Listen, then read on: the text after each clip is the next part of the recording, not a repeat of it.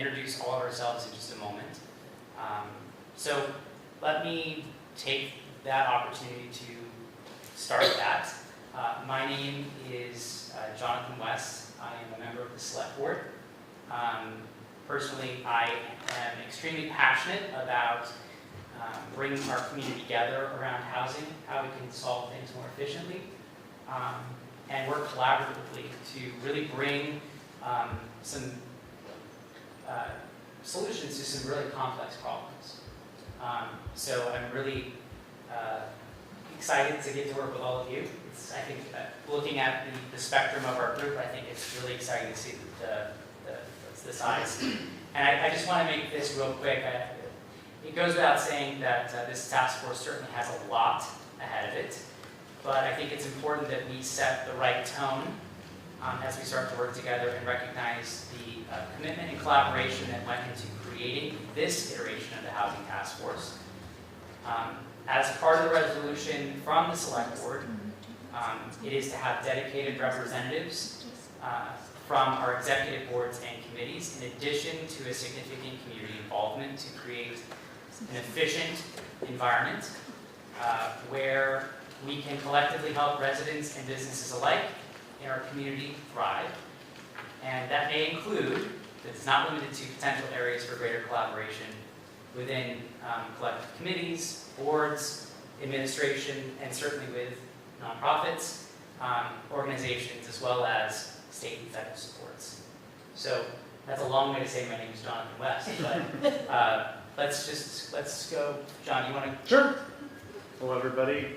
On screen as well as here and on TV. I'm John Burnham. I'm the Executive Director of the Manchester Business Association and was involved in the other Housing Task Force since its iteration a few years back. So thrilled to be part of this and looking forward to hopefully making some inroads in some of our housing challenges that we have.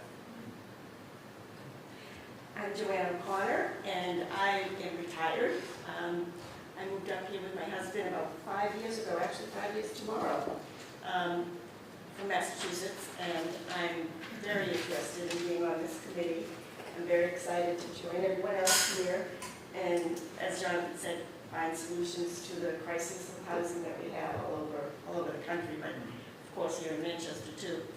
And I'd like to see us also deal with the climate crisis and sort of marrying those two together, and so that we are making sure we're building energy efficient, renewable housing for everyone here. It's cost effective and it's low cost. So glad to be here, looking forward to working with all of you. Hi, I'm Cindy Luce. I know some of you, some not others, but I'm the Executive Director for Bennington County Habitat for Humanity. So I'm really excited to be part of this committee because we look at housing every day, and to be part of the partnership of the conversations to help find some solutions. I've said this multiple times, I think it's about collaboration. It's not just one organization that's going to be able to fix this. So I think the more we can collaborate, the more organizations we can get involved, the better it will be. So looking forward to it.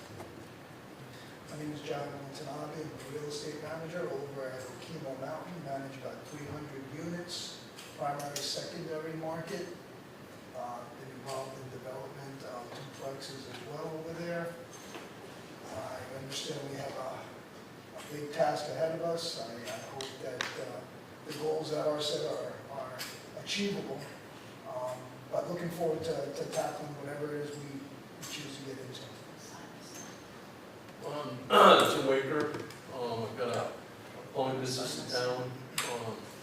I've been in the contracting business for probably 40 years now, and where a lot of the problems that evolve and trying to do what we're trying to do. And I think we should shout out to the prior board that spent a lot of time getting to where they, what they did. And I think they deserve credit for what they did. And hopefully we can keep the ball rolling. I'm Gordon Black. I work for the town of Manchester, and I guess I'm officially the employee liaison. I'm a non-voting member of the board, although we really don't have authority to do much other than make recommendations, it's a practical matter.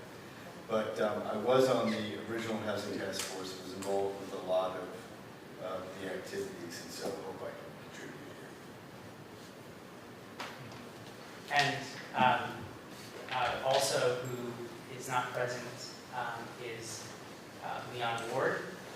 Leon is the representative designee from the Planning Commission. Also, Tim, you obviously you're chair of the Development Review. And John, you are a member of the Design Advisory Board and the Development Review Board. So we have a wide representation throughout the community and of all of our organizations and boards here at the town.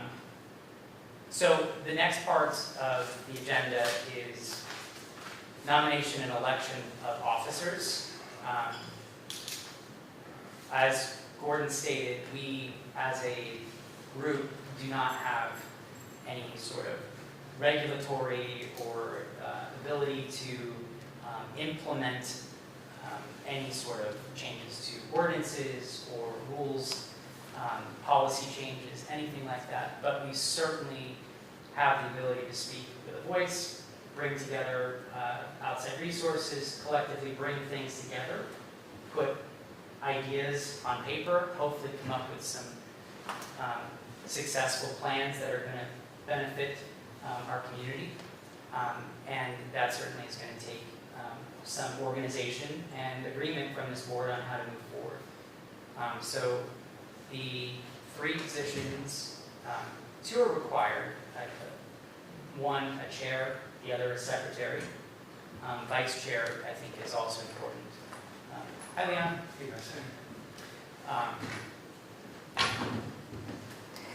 So before we get to that, Leon, we just went through and did introductions. If you wanted to just introduce yourself really quick. I am Leon Ward. I am the Vice Chair of the Planning Commission, and I build houses kind of time.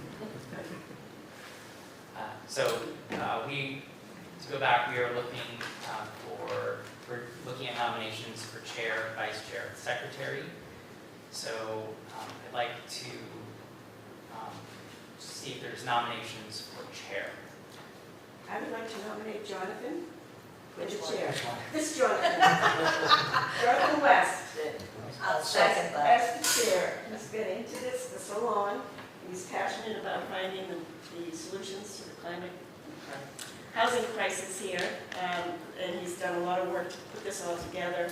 So I would like to nominate Jonathan as the chair. West. I'll second that. Okay, so we have Leon and, we have 2 seconds. Leon and Cindy both second. Are there other nominations? Okay, hearing none. Is there any discussion? Okay. All in favor of me being the chair? Aye. All opposed? Thank you all. I appreciate that. I appreciate it. It means a lot. Nominations for vice chair. I would like to nominate Tim Waker. I'll second that. No, you don't. Okay, so it's been nominated and seconded. Are there other nominations? Okay, hearing none. Any discussion? Okay, all those in favor of Tim Waker being the vice chair of the Housing Task Force? Aye. All opposed? Okay. Congratulations, Tim. Thank you. And are there nominations for secretary? I personally would like to make a nomination for Joanne O'Connor as our secretary. Second that. Are there any other nominations? I'd just like to say, in other capacity, Joanne and I have worked collaboratively as actually chair and secretary as well. So we have some experience working together in those types of scenarios, and she has a great template for making sure that we stay on track. So, All for it. all those in favor say aye. Aye. Aye. All right. If I could butt in for 1 second. So if the secretary is going to prepare minutes. I'll help you. You'll have to get those to me and I can post them, and I'm happy to help in any way I can to do Okay. that. Okay, cool, good. Yeah. Thank you, I Lord. guess you'll have to post them within so many days, right? That's right. Yeah, We can talk about that okay, after the meeting. yeah, Follow up. okay, thanks. All right. So the next item on our agenda for tonight is the reading and discussion of the mission as presented by the Select Board. The Select Board adopted a resolution in the month of July formally establishing the Housing Task Force. And the Article 2 of that document was, first of all, it's very clear we wanted to have a document, and I'm not speaking for the board, I'm speaking as myself and my view as a member of the board, which is that it was clear that we wanted to have a very clear set or mission for this organization to ensure that our task force was given a clear description of what their expectations were. It was to set the guidelines. By no means is it the only thing that we will potentially look at as our collective mission, but it certainly is the starting point. And I'll read that now. The mission of the Housing Task Force is to foster collaborative solutions which address the housing needs in Manchester, including the development of affordable and accessible housing. The Housing Task Force will work collaboratively with residents, local organizations, as well as municipal, state, and federal agencies to identify needs, propose solutions, and support initiatives which promote sustainable housing in the community. So that is the mission statement. We've already discussed the composition, where we have a member of the Select Board, a member of the Planning Commission, a member of the Development Review Board, and 4 members of the community at large. The responsibilities as outlined by the Select Board is certainly not limiting, but the general direction of things that we're expected to work within the boundaries of. Needs assessments. So conduct regular assessments of housing and community development needs within Manchester. Policy development, develop and recommend, as a key word, recommend policies to the Select Board that promote affordable housing and sustainable community development. Community engagement, foster community involvement and gather input through public meetings, surveys, and other outreach efforts. Number 4 is collaboration, work with local organizations, governmental bodies, and residents to support and implement community development initiatives. And the final is reporting. Provide regular reports to the Select Board on the task force activities, findings, and recommendations. In general, they ask us to hold regular meetings, and all meetings are conducted in accordance to open meeting laws, and that the Housing Task Force shall report to the Select Board on a quarterly basis for updates.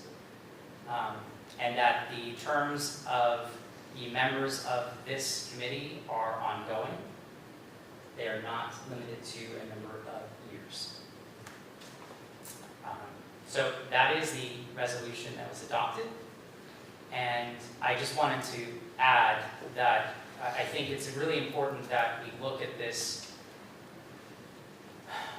and understand and make this very clear to everyone watching, everyone that will be working with us in the future, is that while we do not have the authority to create or change policies, enact ordinances, or directly manage housing projects, our collective efforts can lay the groundwork for informed decision-making and more effective resource allocation. And I think there's a great example that has come up recently in our community. There were several comments that the project that was proposed by a local business person, Joe Miles, was somehow hindered by the previous Housing Task Force. that is not the case. And in fact, this housing task force, hopefully we all agree that we want to encourage more opportunities, just like Joe, throughout our community. And we hope to make that even more effective, more efficient, and hopefully see more opportunities just like that in the very near future. So is there any discussion that you all have in terms of what you see coming from the select board? Is there, just a point of clarification, is there a copy of that resolution in our folder? I didn't There see- is, okay, yeah. I just didn't put my hands on this. So. The resolution that I have indicates it's a 3-year term, but what you're saying that the select board said, no, we don't want to. That's correct. The exact words were, this is going to be an ongoing problem that we likely are going to have to work on for many years to come. And I think there was some question originally at the beginning about staggering terms, like who gets the 1 year, who gets the 2 year, who gets the 3 years, so that we're all in this in a flowing process. Is that what's gonna happen, or no? So the direction right now is that we're all going to continue serving, as the president said, at the pleasure of the president, but at the pleasure of the select board. And if we collectively need to bow out or move forward into a different venue or different direction, then that's certainly up to you, but you're not bound to a specific term. Okay? All right, believe it or not, this is right on target for our agenda. So the next item on the agenda is the assessment and determination of the required needs to take our first steps, which direction to focus on first. So I think obviously we just need to look at where each of us see collectively our resources to start need to be focused. I think as the board, Gordon, thank you for pulling together resources that the previous housing task force had worked on. There's a plethora of information of the work that they put in, such as the ADU pamphlet that Gordon has down there in front of him. There's also studies and resources from other communities. I see you've got one of the items, Leon, which is from the National Association of Counties. It's really good. It is fantastic. So for me, I just want to put this out there. One of the things that I think is really important is providing a resource, a centralized location for these resources on the town's website. As we continue to build material, content, ways to connect to local agencies, affiliates, wherever it is, how can we get folks in a one-stop to the website? So I think that if there's one piece certainly that I would like to see as part of our initial strategies, pulling together those pieces. So please, I'd love to hear what everyone else thinks. I think John will remember this, but I can tell you that the previous housing task force completely agreed with that. Yeah. That Exactly. we needed to have We did. whatever the page would be or whatever the right term would be, someplace to. We just started gathering kind of resources as, Right. to kind of get it. We didn't know how we were going to put this on the website, so that, for the town anyway, but we were gathering resources, but really wanted to do that. But is it resources for developers? Is it resources, what? It could be for all, Right? yeah, anything. I mean, like the ADU pamphlet, that's actually a printed copy that Gordon had that we put together, could be on there for anybody looking to develop an ADU. But if it's a developer that's looking for resources, we can put that up there as well. Individual residents just looking for even housing opportunities for that matter. And even if it's just links to other Mhm. stuff. Yeah. Right. Yep. Right. And it will progress over time. Right. As we Right. continue to develop. If we have something that we put together, we found a great resource like the ones from the National Association of Counties. I think, even separating it between, what is the audience, right? Yeah. I'm Build it. I'm looking for housing. I'm developer, I'm a whatever the other terms would be, so that it's very clear what those goals are, or what their items are. Also, since we were talking there about collaboration as part of the mission, part of those resources should be the organizations that are in the area or individuals that are looking to collaborate too, you know, and their contact information. Because sometimes people's websites aren't great at giving that direct contact information. That's a great point, because one of the resource materials I was going to share with everyone was from the project in Brattleboro that has been proposed for, what's the name of the organization, Gordon? I put you on the spot, right? Okay, I was just talking about that yeah. a couple of days ago. As an example, their website is down. Okay. So I wasn't able to provide the materials, but that's a great example of, making sure that those resources are available. And I think there's definitely a significant amount of them Yeah. in just our local community, maybe beyond. I pulled up something that was just released from the Vermont Department of Housing this spring. Yep. And I find that this is very helpful and probably pertinent to the community that we are involved in. Yeah, and I actually did not put that in the folder, but I will get the PDF. Yeah. And ultimately, I think all of these materials, even obviously based on open meeting laws, we have them as part of our resources, so we need to make them public as well. They are all public documents, but I think having them in one place so that everyone can see what we're working from, right? I think it'd be important to also have, I'm thinking grant money and the money that either at the federal, the Inflation Reduction Act money, all of the things where we can consolidate that information on funding piece of this, section that lists out all the grants that we can find that would be helpful for any builders or, because I know that a builder can now get $5,000 off building a house that meets all the efficiency requirements, $5,000 off. It used to be $1,000 or $2,000. Starting in 2023, it's $5,000. So a builder can take those incentives and really run with that. So if we had something like that, we know all the funding. And John Burnham, Yes. one word you'll remember this too, but as part of the discussion from the Woodstock group, Mhm. one of their, I think, success stories was the person who was kind of the Well, The administrator of the the program. administrator, Yeah. right? a couple of things. One, the group you were talking about, I think was the Brattleboro Development Credit Corporation. Yes. They've got really an excellent generally site, although we said it was down. Yeah, I actually went And to, even BCRC's got some great resources for us. And Woodstock devoted a certain percentage, maybe even all, of their local option tax towards this housing group. it was, And they had a director.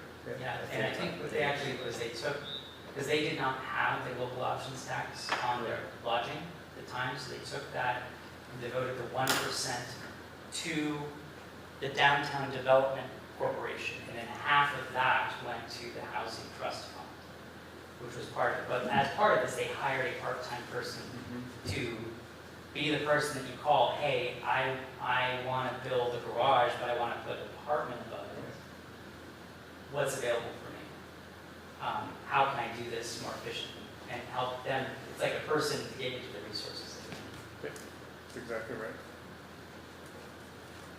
And what's the town, as far as our town, what is their goal? Is it housing for a family? Is it housing for workforce people, one person that comes in?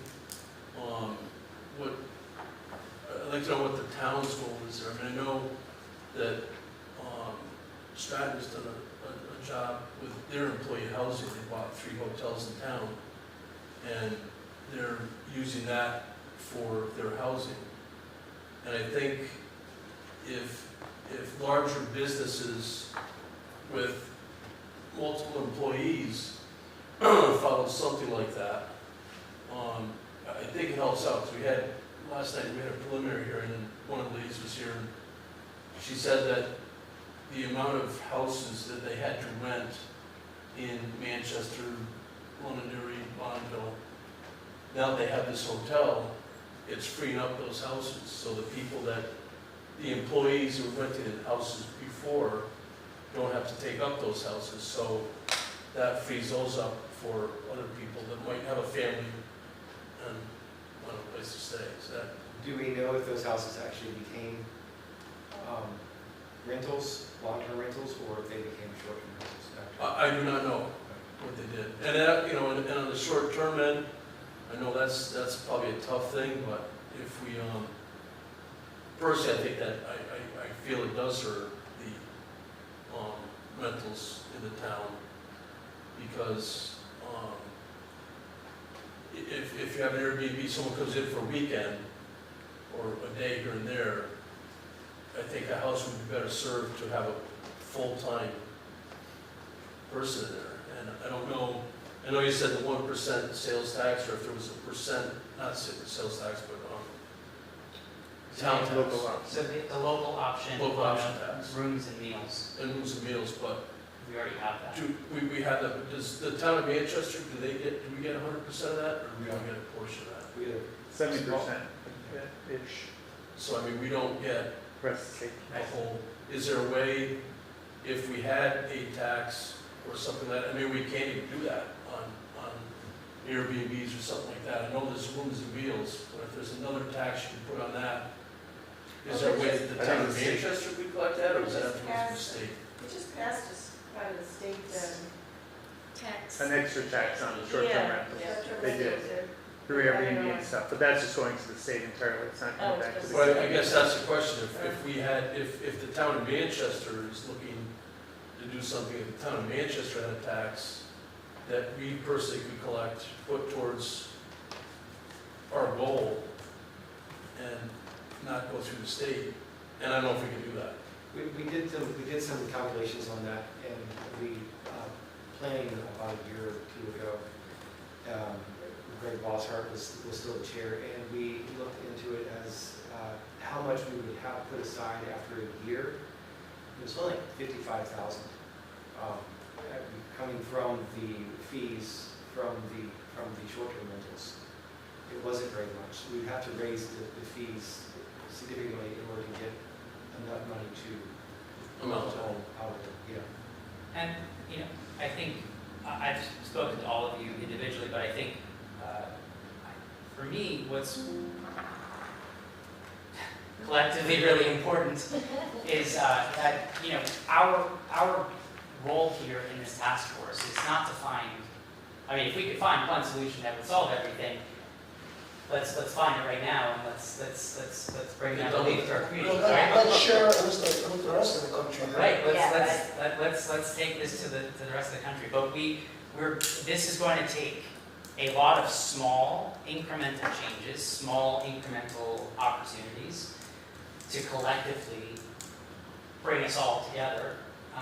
Some may be larger than others, but whether it's, changing a relationship with Habitat for Humanity, or it's working with our large businesses, our larger employers to change the structure of how they look at housing, to more efficiently use the housing stock we already have. Because I think that's one piece I know I'm hearing, not just here, but in Bennington I was hearing that's another thing. How can we focus on the housing stock we already have rather than going and building something new? So So to go down that same road, I don't, and forgive me because I don't know all the details of the Manchester numbers, but what is the population for seniors who are living in houses that are too big for themselves, for them? it's a great question. And is there a way to propose to them and to appeal to them? Because you don't want them to take on mortgages, obviously. But somehow they sold their larger house and were able to move into a smaller house that was, really nice, it's a nice place, but like if we could make more of the community kind of, senior community, that's one thing we've been talking about. Just to clarify, I live in North Bennington, so I'm also in the Just as an example, I live in Hillville, one of the 3 neighborhoods in Okay. Manchester, and we have 30 houses in the neighborhood. 9 of those houses have a single person living in them. That's, That's you the know, point. so that's sort of an idea of, that's, you know, it's 35% of the neighborhood. And it would be really interesting is, Leon, is like what do those 9 people think about moving out of their home? I think they like living alone. They live like living alone. Yeah, but they have a big house with 3 Right. bedrooms, and they're just by themselves.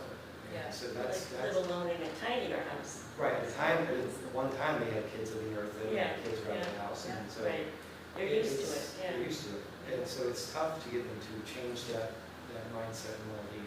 Well, but beyond changing that mindset, what are they going to move They into? move to, right, exactly. Because Well, there's- build them That's not smaller the homes. option, right, and I don't mean to say that, but that's what we struggle with, and this Yes, is like, it's right, full right, circle you know, about it. go- And- they and put then that on If the we had side. an apartment building that had beautiful 1-bedroom apartments that these folks could move into, some probably would, and it would free up some of that larger stock that we have out there. In the past couple of years, we've had 3 of them were elderly that moved out of the homes, and they immediately became short-term rentals. And we have another neighbor, she's retiring from them, she's about to sell her home. And I have a good feeling it's going to be another short-term rental as soon as she leaves. So John, sorry, I gotta clarify, John Burnham. Yeah. So one of the things that you shared was a survey that you sent to your businesses regarding what their needs were. Yep. And I think that was done in what, 22?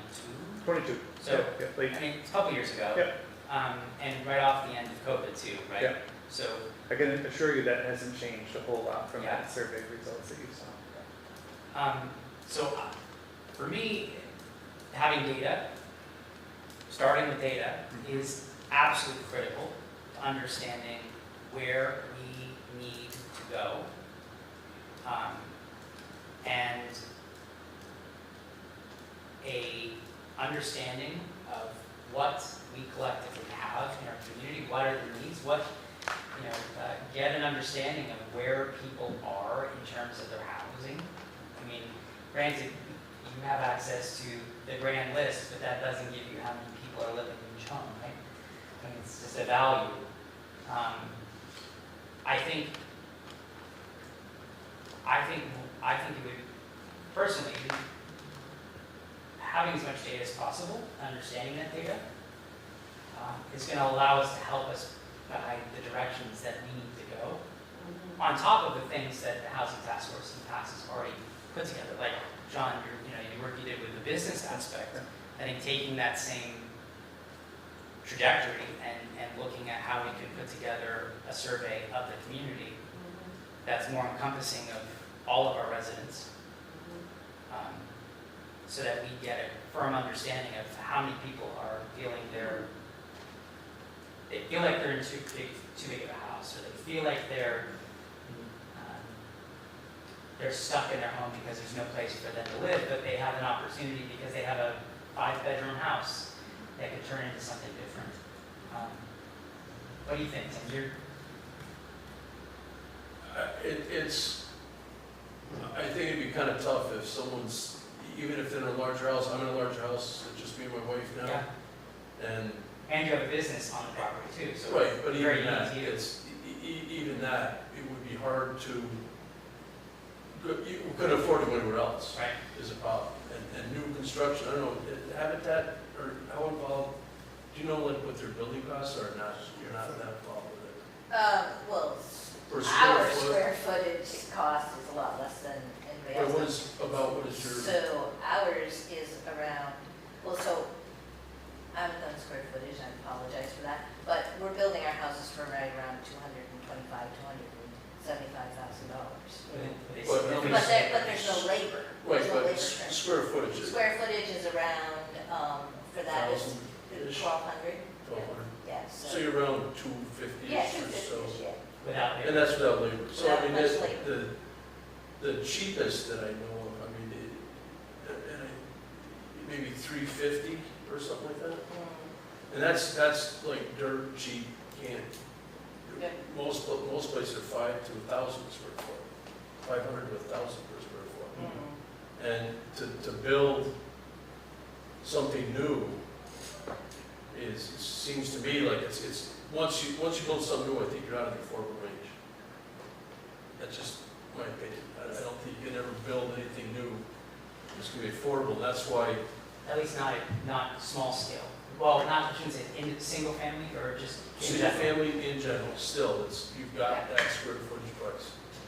Is So, that for and that goes back to a point where if there is a hotel or a house or something like that you could turn into multifamily or something like that, I think that's the better route to go. Because most of the places that are for sale, even though they're high, higher prices, they still fall pretty well under that square footage price. What's our square footage price locally, do you know? What you're saying. What's that? What's our local square footage price? Do you know what it is? The local square I would say footage? 350 to No. 400. That's what I thought, yes. In Manchester? Yeah. Yeah. Well, The last time I looked, it was 222, so, Yeah, I would say it's four. yeah. Four. I mean, they have the same issue in California where homes are astronomically priced. In order to overcome that, they started buying a lot of prefabs. California is one of the largest consumer of prefab homes in the country because building homes from scratch is so really expensive. That's right. So they overcome that by buying things like Boxable, which are small $50,000 homes. We actually had someone, we established, one of the things that we did from kind of after the first 2 months is that we said, well, because similar to what we're trying to do here, which is what is our mission or goals, we already know what that is, but we looked at it from a short-term solutions, long-term solutions, and I think the communication, how do we get the word out about all the things that we're doing via different forms. Anyway, so one of the subcommittees that I was on, we actually had a company out of, I think it was California or maybe the Midwest somewhere, that does exactly that. They showed us how they have these, cube homes that they put together in a community that actually are really nice, and it makes them much more affordable because it's all prefabbed and built and then brought and just, Right. And energy efficient. And energy efficient, yeah. Right. yeah, so, I talked Small to- footprint, as they say. and I have that information. I talked to a builder out of Canada, not far away near Kingston, and they build 3D printed homes. And they would bring the equipment on site and just print the whole house out and move over to the next one, and the price comes down to like half of what it is for stick. Yeah. Well, they could do we've done some prefabs, the plumbing and obviously plumbing heating. And most of the people we've dealt with, they have about 150 a square foot. Correct. That's in the house. Correct. That doesn't include the hookup of the electrical, hookup of the plumbing, land cost, excavation, I think site work. when I looked at Westchester, which is one of the larger ones here in the Northeast, Avalon Homes, I think, they typically say, and this is when I was reaching out to them in 2019, their price was around, they said 90 per square, but double the cost because we were looking at multifamily. I was looking at multifamily at the time. Now that was 2019. Clearly, everything doubled at that point. So we're still looking at You're still at 300 to 400. Yeah, if you got 150 for the building, that's installed, put together. Yeah. The nice thing about those, they do go quick. They can have them up in a week, they're all, the appliances are in, everything's in, but. And of course, finding creative solutions as well in terms of the land which they're on and working with land trusts or different opportunities like that should certainly be, I think that no opportunity should be off the table. We should look at being creative wherever we can. I see your solution as almost like the finger puzzle, you've got like 9 spots and there's one missing and you can move them around, but eventually it makes a much better picture on the puzzle than when it might have started out, right? So I think exploring those. So they're all fantastic ways that we should potentially look at in these first steps. What's an affordable number now? As far as affordable housing, I don't know, is it a $200,000 house, or $300,000, what is the number? 175 175. for affordable housing. These aren't people who are middle class, these are people who are, lower class and, making $18,000 to $20,000 a year. So we Right, have to so go through a that's full the- agreements on it. Yeah, that's the problem, is what definition of affordability you want. Go ahead, Gordon. So I think one of the things that we determined at our last group was that we shouldn't be focusing on this alleged affordable. That what's really missing in Manchester is the missing middle. There are very few $300,000 to $400,000 houses. Correct. Unless they're in bad need of work. So that's where we were more focused. And I just want to bring up one of the other things that I think is critical when we talk about the cost of building. Technically, I mean, I've been in a lot of houses in town. There's more than enough square footage in town to cover everybody, plus their guests. But you have a lot of places that are one person, not in a 2,000 square foot house, but in a 10,000 square foot house, or an 8,000 square foot house. More than 50% of the houses in Manchester are owned by second homeowners. That does not mean that they're Airbnbs, but they're second homes. So from November through May, they sit vacant. Now, I don't know what the answer is to that. I mean, I've got a 91-year-old father who lives in a great big house. He's not moving. I don't care what you offer him, he's not moving. And I think there are a lot of people that are that way. I think we need to remember a couple of things. One, no matter what we recommend, the village is a huge part of this discussion. Yes. We've got to involve them as well. And two, I think there's got to be some education about where you want this housing to be. We ran into a huge obstacle with an attempt to get some housing built downtown. And there are certain people that think that there should be no housing downtown, that's commercial, that's not a good place for housing. And there are other people, and they think it should all be on the outskirts of town. I think that's a giant mistake. In my belief, and I don't have a vote here, but we need to have some downtown housing. You've got to access, if you're going to make it affordable, you have to access municipal water and sewer. And so that limits the area. Even if it's not there now, is it accessible? And what can we do to get the water and sewer extended, to make it accessible? There are potential sites, but it's not helpful, I don't think. It could be, but to just choose a place way on the outskirts of town where everybody has to drive and you got to build a whole private water and private septic, and that just makes it more and more expensive and it's going to be out of range. Those houses, as Mr. Drunzig has found out down the road here, that a 20-unit development approved. I think he initially hoped that they would be in the 350 to 400 range, and they're now probably closer to 600. That's just the cost of development. That's not making money. That's just paying himself back. So it's tough. But I think there needs to be some education somewhere along the line for people in town that here's what whenever you decide what it's going to be, here's what we want to do and here's why we want to do it. And I agree with the education part, because going back to what is affordable that's the question. There's a misconcept that affordable is really for your low-income people. That's not what affordability is. Affordability is that you are not paying more than 30% of your income for housing.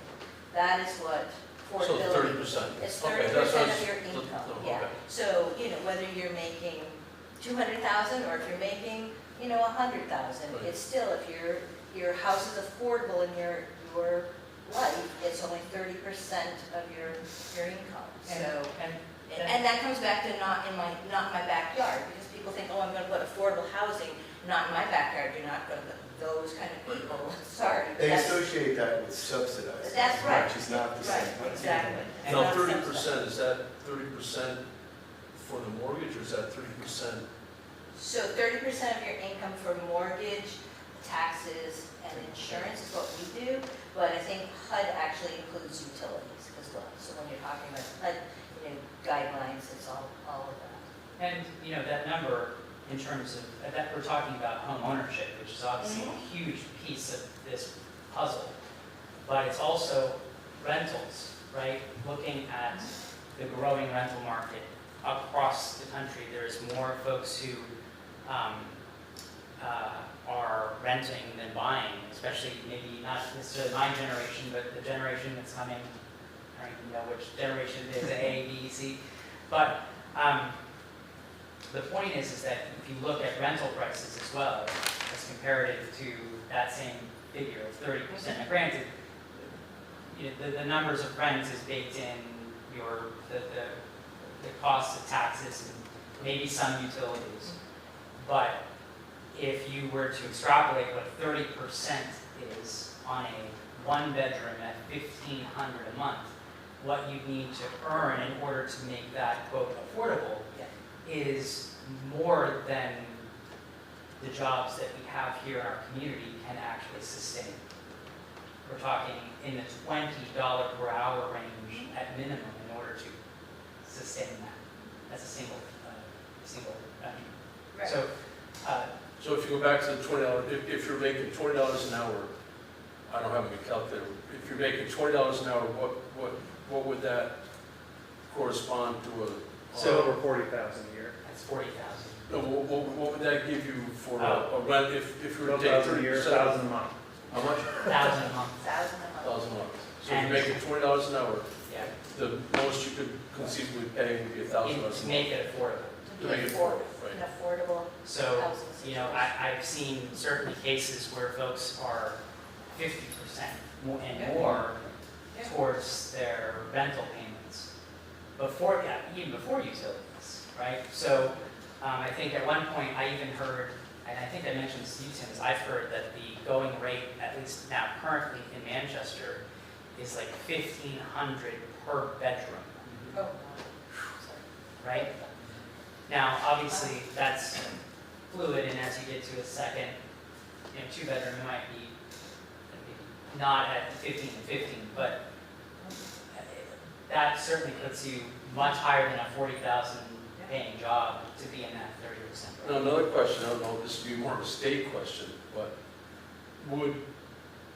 if you had a house that you're going to rent, could or would, if the state's looking for housing as well, the state of Vermont, would they give that person a tax credit on their property? Because when you're renting a house out, you gotta figure your insurance, your taxes, all that kind of stuff. With the taxes being so high, property taxes being so high, that's a big number. I mean, that could be, if you're paying say you're paying $4,800 a year in taxes, that's $200 a month right there that whoever owns the house has to add into the rental price to cover it. So if the state were to give a credit on property taxes or some type of credit towards people that rented full-time, that might be something. And I think those are obviously, that's beyond our. It's beyond us, scope, a lot of it is, But it's- again, these are those places, as you just discussed, that potential, let's say there was a program like that, available, and we as a community, as a task force, could make it more accessible for our landowners to understand this is available. They may not know that Right. this is available, that then, or folks who didn't know that there were potential opportunities for their property for some sort of rental. So there's, keeping all those resources in one spot, making it as clear as day, these are the things that are available to you, which are constantly changing. There's new opportunities quite often, and each legislative cycle will be different ones that come up. So I think we've discussed a lot of things.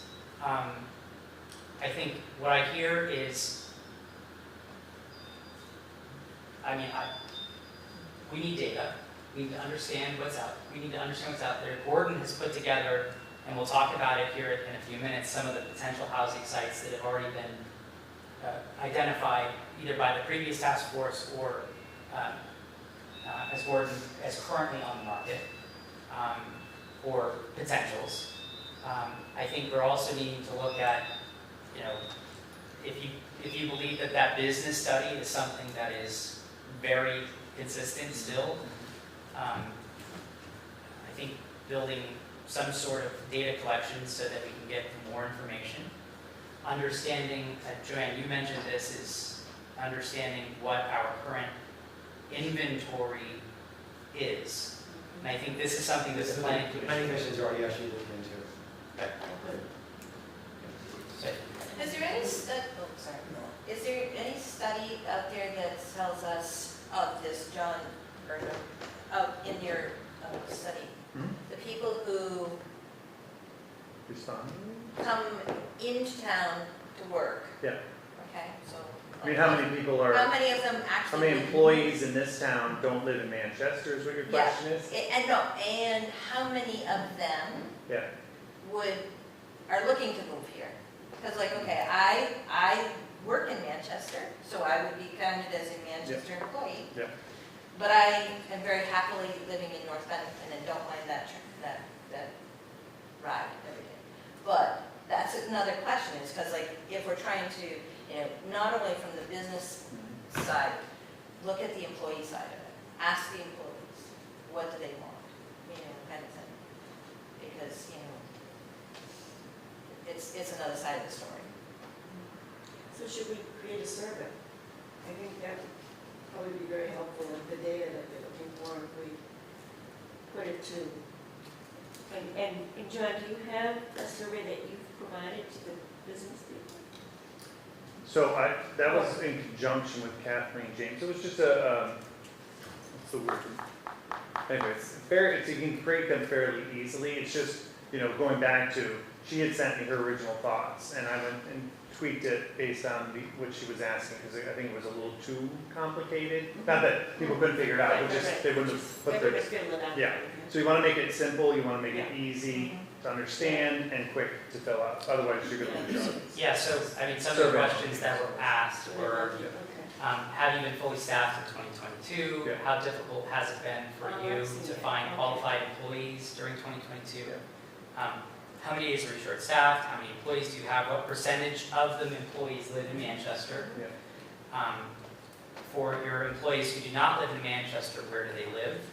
I can just, browsing through this list, there is no single place referenced more than New York. Yeah. Where they live? Yeah. Where They they live live, over yeah. in Grand Okay. Rapids That's and- very good. Everyone I've spoken to, they live So in in the- Granville. Yeah. In the That's prior what task San force, Juan, all did over they- it, yeah. the prior task force, did they approach any of the larger employers, Mac, Stratton, and some of the, because they have numbers. We didn't approach anyone that wasn't in Manchester, let's just say that, not because we didn't want to, but, when you look at large employers like Mac or Stratton, for example, as Tim was saying about Stratton, what they've done, they've got a lot of seasonal employees that they're trying to house, which is a different need than the majority of employers in Manchester. They're not looking for seasonal housing like Stratton would be. Mac, of course, would be year-round, and, they want people as Vermont close. Country Stores. Vermont Country I'm Stores, just that- thinking, yeah. there are some immediate larger employers, because in working at Okemo, we're doing the same thing Yeah. as Stratton did in formulating, employee housing. But to your point, understanding it is seasonal, but you also have that seasonal turnover in many parts of the local economy. I mean, between whether it's winter or it's the off-season. So I'm just wondering, because those larger employers are an immediate resource in my mind for what is their need. They're already up and running, they're established, they know what the need is, and to the extent that they want to go ahead and become part of, a committee or a group that helps support themselves. And to be clear, it's not just those large organizations, but not large companies, it's also the RSU, right? Who, I know that, only 20% or so of the teachers at NEMS live in Manchester. Our own employees here at the town of Manchester, our police department, I don't know if we actually have anyone. I don't believe there's a single police officer who lives in town. Right. And out of the town employees, I'm not counting the town clerk, she has to live in town, she's elected. Right. But everybody else who's appointed, there are now 2 who live in town, everybody else is out of town. including your town manager. Okay, so, I think, where was the planning commission in terms of getting the inventory process moving? I will have to speak with Wilbur about that and see where we are.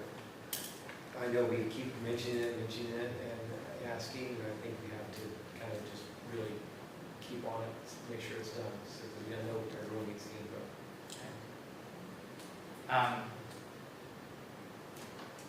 I think a takeaway and what we should focus on is what questions we want to ask. I think we should see if we can find some surveys that have been produced from other towns. Whether it's a similar town like Manchester, I think the questions are relatively going to be similar wherever you look. And look at how we can get that out, implemented. I think it's really important that we try our best to bring it to the largest employers and organizations in our town to help get as much response as possible. And start tabulating that information so that we understand more where specifically the need is here. I think with the data on our existing housing inventory, I think it's going to be beneficial to helping us make a decision. I think there was something else that came out of all of this. Actually, Leon, you had mentioned your connection or relationship with... Michael Monty, he runs the Champlain Valley Land Trust, Okay. and he's been doing this for 40 years. They built thousands of houses all over Vermont, and he would have everything we need to get started already in a packet, pretty much. And you, So want to talk to that man because, yeah, Yeah, we need to talk afterwards. okay. so, I mean, collectively, I'd like for us to think about the questions that are important to, from each of our perspectives. I mean, John, I think it's a John W. John, you've got experience as, large-scale property management. Tim, you focus a lot on businesses like Stratton, large organizations. So think about the questions that, yes, even though they may be more seasonal, what are the things that's going to give us the most accurate data points?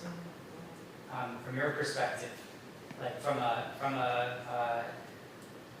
lower income families and those who are struggling to continue to stay in their communities, what is something that is important from your perspective? And then, obviously we're going to be reaching out to businesses naturally, but it's going to be more focused on individuals rather than businesses, but we'll bring it to all of the businesses to ensure that we capture that information. Will the survey be for individual and people, or is it just businesses for that? It's individuals, but we'll take, But yeah. people that just, the population in the town in general, would we be sending it to them or just businesses? I I think have a question on that first, Okay. which is not that I don't agree with it, because you can wake up a survey real quick and we can send it out. Right. Do we have email addresses for all the residents that live in Manchester? No. And, yeah, so, how do you get a survey in their hands? And if you do a paper survey, How to get it in. how do you get it in their hands? Which would be, not saying we shouldn't do it, but I think those are the Right. steps that we Right. should be kind of looking at. as equitable as possible. Yeah. Couldn't it be inserted into some of a bill or something? I know we did that with Energy committee. energy committee stuff. They inserted something with a tax bill or a water bill. Can you do that? I can tell you that folding 3,000 bills and stuffing envelopes is already burdensome for the employees. And throwing more paper on top of it doesn't. Okay. It's not, I'm not saying that we wouldn't do it, I don't mean that, but nobody would be happy about it. We get It's possible, it's possible. I mean, if the select board directs it, of course. Well, it seems to me though, a appreciating we're gonna put together the survey, been down that road with surveys. We have quite a ways to go before we consider where and who it goes to, in my mind. To develop it. Well, I mean, and I think we gotta focus on exactly what the questions are going to be. Right, And yeah. so, I mean, to get to how it's gonna be distributed, I think we're. Sure. Certainly part of the discussion, but we do need to get all of the questions and data points that are going to be necessary. We may forget some. Well, I mean, to the extent that it can be offered through media, Yeah. whether it's the local papers. Yeah. I mean, I'm sure that they'd be happy to go ahead and insert something like that in for From us. local. Or paying attention, Sharice. There are a lot of different ways to go about it, but I mean, I think the survey in my mind having done many of those, you gotta really focus on the questions. Sure. At the end of the day. And don't make them too complicated, but try, but make them, 100%. yeah, you want the, yeah. Okay. Concise. So I think what I asked is if we all come back at the next meeting with what we collectively believe are and we can start, pulling ideas, but I think ultimately, let's come together with what we believe is the first building blocks of the survey. And then we can worry about how we're gonna get it out beyond that, once we've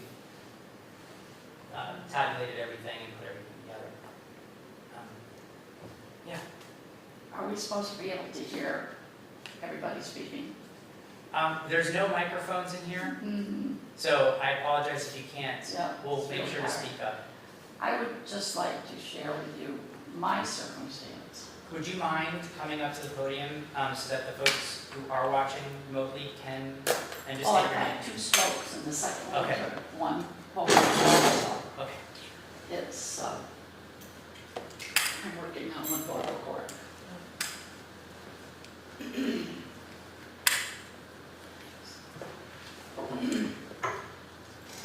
I've been in my house 60 years, 60. This past 2 years ago, they called me in to say that they were changing the zoning. Okay? When I bought my house, it was part of the Art Sessions Farm. So my land is agricultural. Then Dufresne built all the houses on the hill. So they gave him an overlay of residential. So now, they said, I can use my land for nothing except 10 units per acre. I have no intentions of moving anywhere. I have short-term rentals. The reason I have short-term rentals is because I've had people completely destroy my property. I've had them completely steal everything. They say except for what's in the nail down, they steal the nails too. I have a 1-bedroom apartment that we've tried to take back for the last 4 years. People call me. This one woman who has since died called me 6 times. Has no place to live, 72 years old, still working. So I said to my husband, can we really have 2 of something and someone have nothing? Right now it's rented to a kid who had no place to go. He has a job in Bennington, would like to live in Bennington. So what are you going to charge him? He needs a place to live. 1-bedroom apartment, you're saying $1,500. I charge him $500. Yeah. Somebody's got to step up and fill the need. I had a phone call last week, a woman who just sold a house in town. I think it was Dr. Fisk's building. People have been here long enough. It would be by Whipples. She couldn't believe it. She said, I just sold my house, I have no place to live, somebody told me you have a nice apartment. I I'd like to rent it 6 months of every year, because I want to come back here. I said, well, I don't, I'm full. She was shocked. She got over 600,000 for a 900 square foot, 1 bedroom, 1 bath house. Had to sell. She didn't turn it down. The house 2 doors up from me just sold for 600,000. I've been in that house. The kitchen isn't as big as my bathroom. Tiny, tiny, $600,000. So how do you fix it? So, can I get your name? Norma will. Norman, thank you. Thank you for telling us all your experiences, and I think I too, over the last several weeks, have received several calls from folks in our community who are unable to find housing. One was a family of 3 with 2 children, 10 and 6, who their only option was a shelter in Rutland, which ultimately couldn't take them because they had children, right? So I understand a lot of, like, the younger man who's living in one of your apartments. I think when I said this earlier, I think there is not going to be one solution. It's going to be a lot. It's going to have to be a collaborative effort, a lot of incremental changes. But it's also going to take work beyond even this committee to the Planning Commission, to the Select Board, to our elected representatives in the state legislature. It's going to take a collective movement. And But what do I do when they It's- say I can't use my property now for anything but 10 units per acre? so that's something I think that, I don't know the answer to that. It's But ridiculous. it's something I think we should, We'd like to get back our 1-bedroom apartment for us, right, but there's always the need there that Have you been to the planning commission meetings and spoken about this? I have never been. This is the first time. That would be where you would go to get that changed. If there's an issue, come to the meeting, tell us what the issue is, where you're zoned, and we will work on changing it for you. I think we're having some talks about it right now, about changing that exact ordinance you're talking about. So they came and said, last year, oh, we're gonna put in water and sewer. But it's not gonna cost you anything to put it, because it's supposed to go to Riding Ring Road. well, thank you. Stop at the, Yeah. So I would say, I think a great opportunity would be for you to bring that to the Planning Commission. When's the next planning commission? Monday night. Monday night, there you go. where's that held? Right here, right here. Okay, Thank you very I'll much. be there. Thank you. Thank you. Okay. So, talked about the things that we need to, let's come back to the meeting, we want to come back with some questions. I think starting to look at, if you could press the commission on how we can get the inventory moving.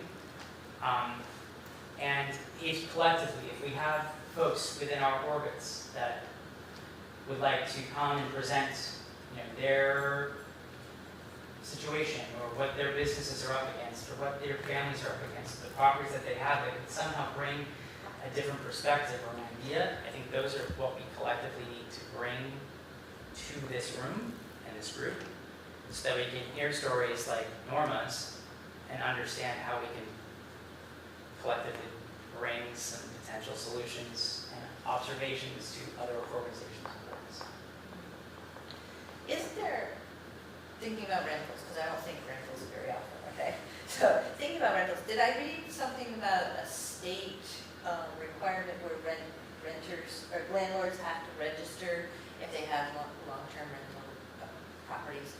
Did I see that somewhere, that there's a registry? I think it's town to town. Is it time to have, does Manchester have that? I mean, that's a resource that I think would help, because if people have got properties, I know they're not open very long, but I mean, if you were searching for someone or other people are searching for something, who else to call, just knowing. Communication is a really difficult thing, getting the word out in this community. I mean, we have the journal, we have Facebook forums, we have the town website, but other than that, Front Porch Forum is another great place, but other than that, it gets lost. So, I think, going back to the survey, is that we're gonna have to really focus on how we're gonna get those out to everyone so that we get a representative sample of what we're trying to look at. I don't want anybody to know I have your environments. Oh, so, okay, that's good to know, yeah. people know. Seriously, Yep. my phone will ring 24/7. I understand. I myself, I think, Tim, I mentioned this to you, I managed a 32-unit apartment complex in Rutland, and I put an ad out once, and this was in 2020. And at that time, the 2 bedrooms were going for around 1,100. And I got, I think, 96 applications in like a week, No. right? And I didn't need to put out an ad ever again, because I had a list this long of folks who were looking for housing. I think the one thing that somebody needs to address is the abuse of people who have rentals. Because you cannot, I could write a book I on understand. what they do to destroy your place. But a lot of that, I think, again, not to Right. complain about state issues, but I think because it's hard, it's very hard now if you have a bad tenant to evict them. And that's, Amen. again, that's a hard part, and that's nothing the town of Manchester can control. That's a state mandate or whatever. And it's very hard for a long-term rental, because I've seen it too. I've seen houses that people stay in there, they don't pay their rent for 3 or 4 months, it's winter time, you can't kick them out. They stay in there all winter long, and the place is totally trashed. And you can't blame a homeowner for not wanting to rent long-term. So until something like that changes on a state level, there's a lot of things that we as a town, whether it's this issue, whether it's, water and sewer, smaller lots, you have to have your distances between the septic and the wells, and there's a lot of things that we as a town can't control, it's gonna have to come from the state. So our hands are kind of tied, we're trying the best we can, but if the state's not there to help us out, Sure. what can we do? And Tim, I think one of the things, before we move on, is I think one of the things that you and I talked about is that I think it's really important for us to identify later down the road the things that we can actually do, rather than giving examples of if you live in your zoning district and you have a property that is X size, here is what you can do that applies to your property, rather than waiting for someone to come with a property or an idea that might be too large or doesn't fit the scope of the property, finding ways to be more efficient. Instead of saying, you come to us with your idea and we'll determine whether or not it's going to fit, let's come up with the Give them potential an idea. blueprint and say, here are your options that are going to be an easier option for you to accomplish because they already meet X, Y, and Z guidelines. Well, something like that, if you had depends how the zoning goes, if they do decide to change some zones or relax that a little bit, if they do decide to do that. Maybe once they come up with a map, this is what you can do in this area, if somehow through the town listers or however, they could identify all the properties that are in that zone. Yeah. And I don't know how expensive it is to do a mailing. I don't know how, for a town, how expensive it is to mail things, but if they put a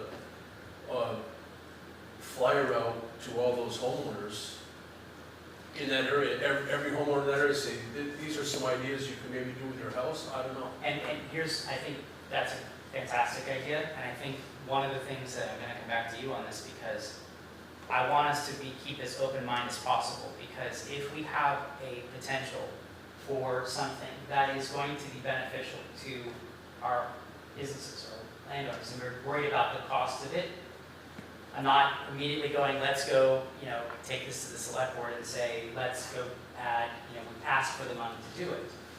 I think we should also entertain the different opportunities that may be out there for grants to say, this is part of the process, this is part of the plan of us trying to ease the housing crisis, this is the ask, and find solutions that way. Don't use that as a limiting factor.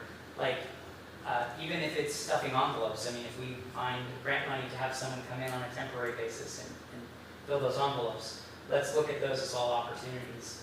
To not necessarily focus on the resources that we need as a town, let's figure out what would be the best thing to get done and work backwards from there. So Norma, getting back to your issue, there's an agency up in Middleburg called Vermont Landlord, and it's an agency that works primarily for landlords and provides you with a lot of the information that you would need to kind of move ahead with tenants, whether it's screening, whether it's eviction, so on, but it's a membership-based organization, but they have legal representation in-house, along with a whole set of boilerplate guidelines across the board for anything that you would be doing. I think it's Vermont Landlord Association, correct? Yes, that's correct. And I have actually the name of the firm, Zakowski, I think Yeah, is the name yeah, of the firm. yeah. So I can help you with that resource at the end of the night too. I actually don't want to rent anymore. Yeah. But I have such really good Sure. people, short-term people. One has been there 9 years and the other 7. Great. One comes to ski and the other comes in the summer. And they're great people and they take care of everything. So, And you always get yeah. the losers. So thank you, Norma. I wanted to touch briefly so that we're all aware kind of what's on the horizon right now in terms of potential housing sites, just so that we're all on the same page. Of kind of what's on the horizon, what's going on. Gordon, could you because I think you prepared this. The list of the existing sites? Yeah. Well, there's a number of them. Obviously, starting with the town-owned property. In some ways, a way to make housing affordable is if the town, if there's a private partnership of some kind. The town owns property on Depot Street. It's got 3 commercial buildings, each one is 6,000 square feet. It's not a big piece of property, but it's 1.5, about 1.37. I can't remember exactly what it is, but that's where they were proposing building housing before, like 42 units, and it got, for a variety of reasons, that got squashed. The town also owns the airport property, is what it's called. It's at the end of Airport Road. It used to be owned by Equinox Hotel. It's 65 acres of land. It's not being used, it's doing nothing. Right now, the only thing it does is there's a Land Rover experience. But there's no water and sewer out there. So that's an extension that would really be necessary. Now, there is a young architect who's based here, who's originally from here, who has a proposal, kind of an interesting concept for doing housing out there. But it's going to be a big ask for a developer. It would be a very expensive project, but it's an interesting one to hear, and I think he'd like to present it to the board at some point. With other land, there's been a variety of ideas. If the Depot Street property is sold, as we anticipate, some of that money will be set aside to either purchase more property for housing or some other opportunity. Properties have been looked at. One of them is Cone Road, which probably most people don't even know where that is, but it's kind of behind the Polo Outlet or the Crystal Palace. There's a little road that goes back. It's kind of tucked behind Cottage Street, Main Street. It's got a few little rental houses. And at one time, there was some discussion with the Howlands, who currently own it, about maybe making a deal on that. Their expectations, at least before, were a little higher than the town had an appetite for. Now, another possibility, and this is a little bit of a stretch, the Crystal Palace is essentially empty. problem with that is the cost. Except for John. The cost of fitting that out for apartments or units is very high. I did get a call from a developer last week who's still interested in it and wants to spend some more time talking about it for housing. But that's going to be tough. Quite frankly, it might even be worth it to tear it down and start it from scratch. Tim doesn't agree with that. And I don't know enough about building to say so, but it's not designed for easy, Built into a hill, Change. it's got a lot of yeah. things. Now, there are properties up here. One of the reasons we extended the water and sewer out here is there are a variety of properties that now have access to water and sewer that could be available, but they're privately owned, starting with the driving range. That's a perfect, I can't remember what I put in there, 20 acres essentially. It's absolutely flat, sits on a gravel bed. You could put a lot of houses in there. The water and sewer would have to be extended slightly, and we could catch Nora on that one. That's phase 3, we didn't get that far. That's a possibility. Bill Drunzik has a piece of property that comes off of Main Street, kind of goes behind Temple and Casablanca, and then there's another little house next to it that's behind it. And it's actually amazingly beautiful back there. I was stunned. That has easy access. It's not for sale. But at some point, it could be. And he has softened up a little bit on that, but not completely. Across the street from that, you have the Sessions Farm. Now, he's not interested in moving. I talk to him a couple of times a year to try to persuade him, but he's just not interested. And it's complicated, because he has a brother who also owns the property. He's incompetent and lives in a home in Granville, New York. And then right next to the Vermont Country Store is a field that, in retrospect, we should have jumped on years ago. Because it sold for cheap, but now it's not cheap. It's for sale for about 3 times what the price was 2 years ago. So there are places available for housing, construction. It's a question of getting it. Or persuading a developer to buy it. I had spoken with Dr. Treat about 5 years ago about his property, and he was saying that a lot of his employees had to drive from New York to get there. If the housing was affordable on the property, he'd be willing to, to ask his dad to part with it. And that's a pretty good sized lot too, and would easily be able to connect to town sewer and water. Yeah, I did put that in there. Sound that, yeah, I sound included that, and I just forgot to mention it. That is there, it's not serviced by water and sewer at this point. It's a little complicated, but it's right on the edge. So it's possible. And then the other one that you have on here is also Dorfield, so how's the rec center? Well, Mr. Gore, as everyone knows, has a lot of property that would be perfect. Yeah. He has not seemed willing to do so, although he has said, sure, if the right price came along, I'd sell. Right. Getting to that right price is difficult, and people have made efforts to do that, and are still making efforts to do that. And, sometimes he can be very reasonable. So there's still a possibility. There's a very large piece of property right next to the rec park, which would be perfect.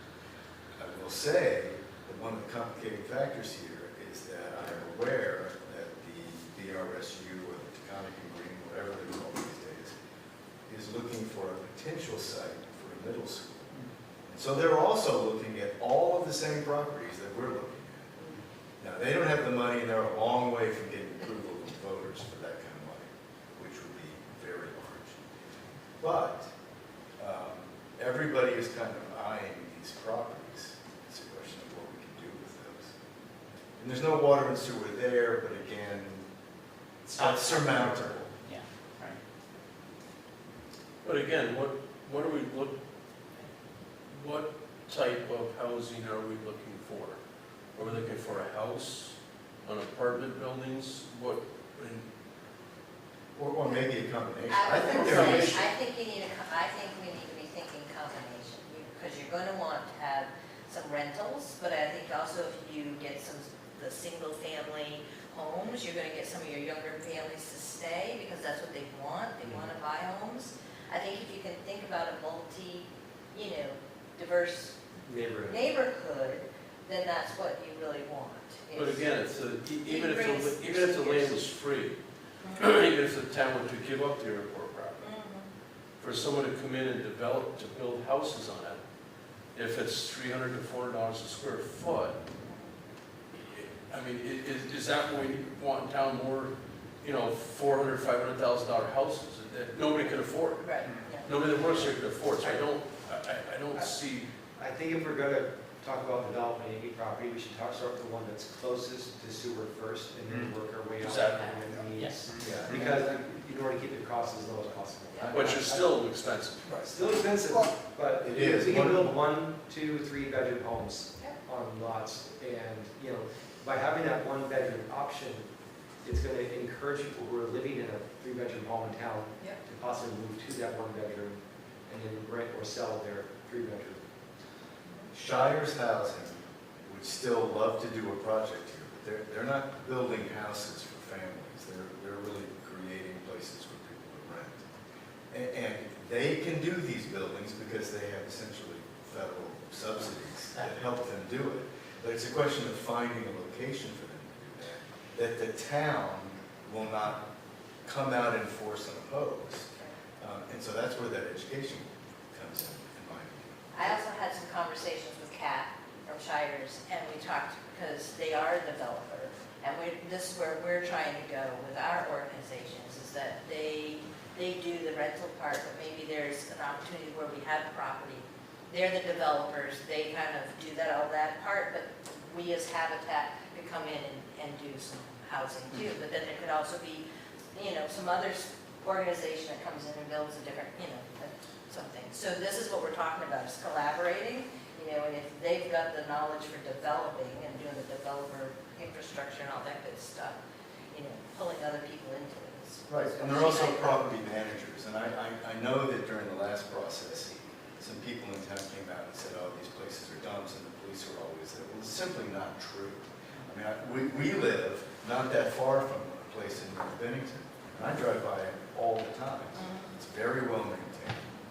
They're clean, they're nice, and I'm not aware, I know that there was contact with the Paul Doucette of the Bennington Police Department, who said we haven't really had any problems out there. So I don't know what they were talking about, but that's the type of misinformation that spread and scares people off, and it just amplifies that not in my backyard argument.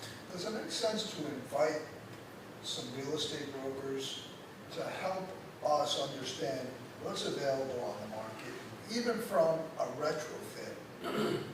It'd be nice to understand what's in the community, even outside of the community, from the standpoint of what's retrofittable. I gotta imagine there's a handful of brokers that will probably be delighted to be involved in something like this, or at least add input, whether it's within Manchester or in the surrounding areas, because if we can start with, as Tim said, with buildings that are already existing, and the brokers, in my mind, are the first, that's the first resource we should be asking for something like that. Yeah, I'll give credit to the Howlands with all of their properties. Properties that they could turn into apartments, they've done that. And they've done very well with them. They continue to rent those. And they're not short-term rentals, they're long-term rentals. Other ones, though, they have looked at carefully, like the Crystal Palace, and have just said, we can't make this work because of the cost. And unless the rent would just be so high, not helpful to us. Well, I think if we've learned anything, the Bill Trunzick property is a perfect example of this development and thinking that, we can start out of the ground and make it affordable. I'm with Tim. I think it's a hard pill to swallow on that. That could be more long-term, because if you Well, think about it, absolutely. right, 100%. if we're able to lessen the pressure, let's say, just like, so that we're not as a competitive market, that could potentially help costs come down, potentially. But these are all places that, yes, that's under, there may be areas for us to find additional, I mean, there's a larger project that just got $650,000 in Rutland County from the federal government to offset those costs, right? So if we're in a situation where we can look at those as options, I think we need to be open for business for those. Okay, so let's all collectively get together with our real estate friends. And let's, I think it's important, we have to have as much input from folks like Norma and your husbands. We need to have real estate agents and much input as possible so that we can collectively make these decisions. The last thing on the list I'd like to go to is actually the planning of the frequency of our meetings, as we're putting on the 7 o'clock hour. I think at minimum, we should be a month. I know as we're heading into the school season, I know not everyone has kids, but certainly for my house, I can't wait for the next 2 weeks to go by. My house, too. Yeah, so we're on the same page.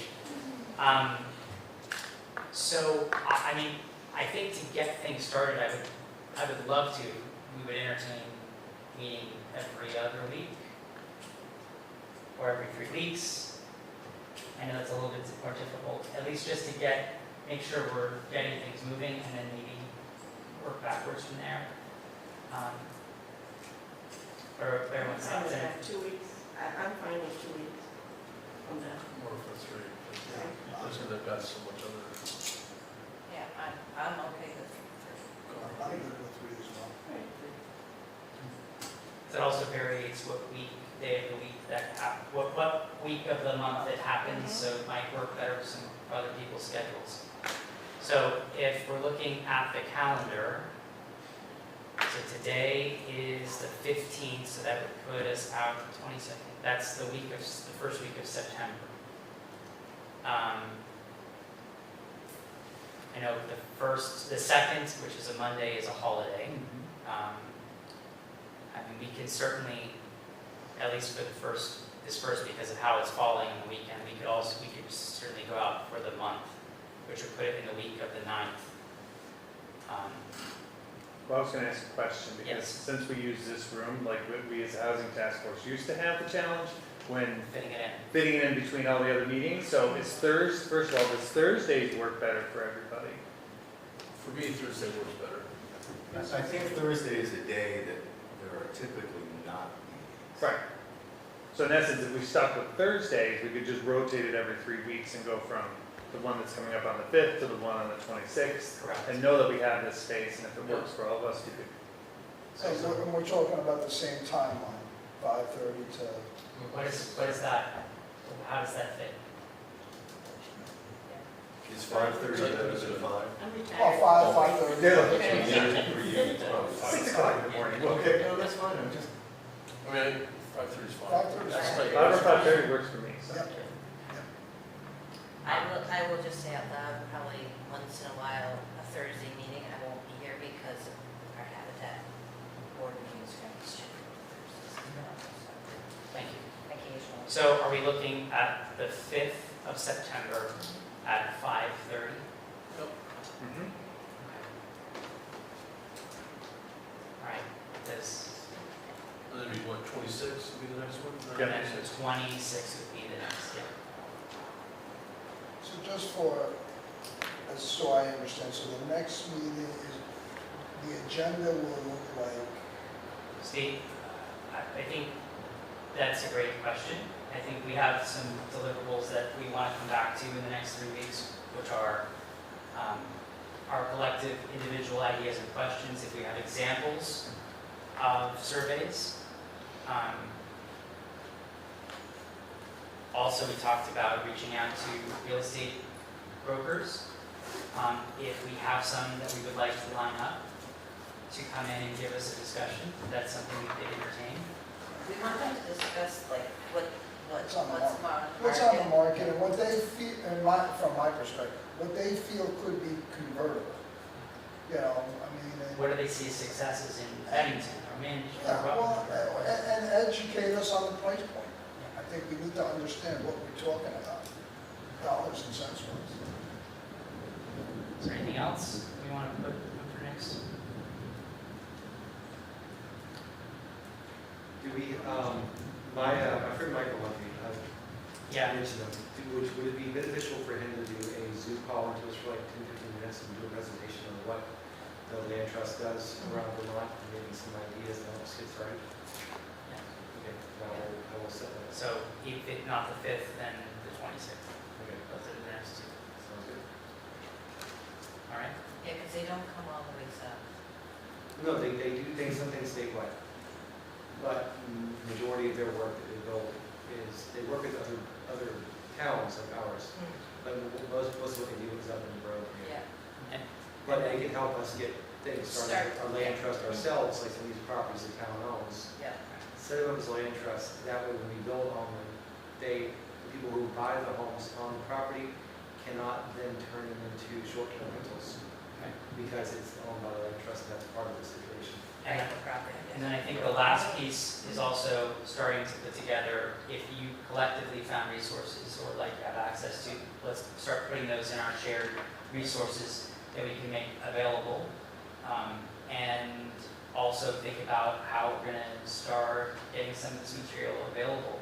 If there are resources and organizations in, Cindy, in your orbit, I know, the reason why I think this is important to get up sooner rather than later, because Nora's not here and she's speaking to the folks who didn't have homes, but I know in the case of this one family, they didn't know who to call.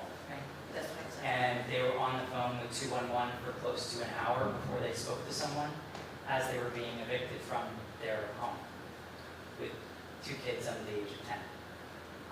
So finding those places that we can provide, even those sort of resources. Here are the places to call in our community. Bennington County Coalition for the Homeless, whether it's Brock. Obviously, that's just one end of the spectrum. There are certainly other places and resources that folks moving to our community may not know about, whether it's, this is the best place to find, it used to be Craigslist, this is where you can find your rentals, right? That's not the case anymore. Here are the real estate agencies that offer rentals, here are the X, Y, and Z, so that if someone does call it town, for instance, they can dive into here and say, here are the resources that we have available to you. And a question for the group, do you guys think it would be beneficial if the planning commission put a moratorium on new licenses issued for short-term rentals? Basically stop any new ones from popping up, because as people move out of town and sell homes, it seems like all those homes are being converted immediately into short-term rentals. If we just cap the licenses being issued with, Two things, there is no license. Right, I was gonna say, There's no something license. doesn't exist. we don't have licenses to be No, issued? that's the problem. No. You can just turn one in. Not yet, Manchester. The village did something where they're asking theirs to It's not, register. they're supposed to register. We can talk about that. Well, Londonderry too, Londonderry said, they Right. send you your tax bill if you have a short-term, you got to renew your tax bill, if you have a short-term rental, you must register by X days. So should we institute a required registration and then put a cap on the amount that are allowed to register? I'll just tell you, I think it was before your time, Jonathan, that the select board looked at that and decided we're not going to address that. And it's up to them, it's not the planning commission. But with planning commission, we create the rules, and then they have to approve the rules. So we could create the rule, present it to them, and then say, what do you guys think about this? This is why we created this, this is what we found out. If you were going to present that, it has to be data-driven, right? And I know that Or there's been a we started study, doing our study. right?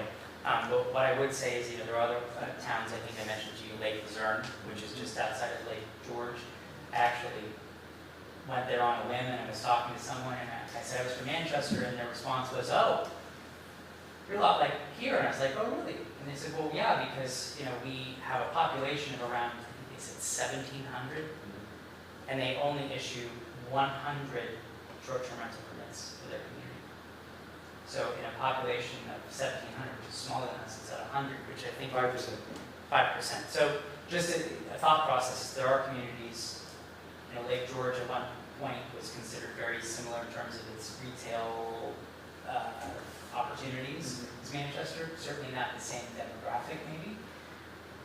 But there are communities that have done something like that.